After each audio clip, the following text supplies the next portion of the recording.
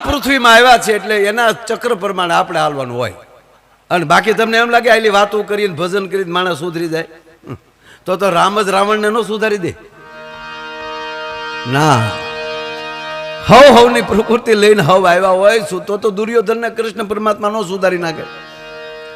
હા, પણ બાપુ એક કહું તમને કે એ રાવણને પણ અને દુર્યોધનને પણ બે ની વાત કરું. રામ એક, અહીંયા રાવણ ને રામ એકમાં મળે છે કે હવે તો પાછો ફેર કોઈ બાકી નથી રહ્યું. હવે તો મહેરબાની કરી. આવું ભગવાન રામ રાવણને કહે છે. ત્યારે રાવણે કીધું તમે તમારું ચાલુ રાખો, મારા સ્વભાવમાં ફેર નહીં થાય. એ જે સ્વભાવ લઈને આવ્યો, નહીં તો શિવનો શિષ્ય છું, પણ આ સ્વભાવ કરું તો જ મારો બાપ તું મારી ઘરે. ત્યારે ભગવાન રામને ચૂક છેતરી ગયો.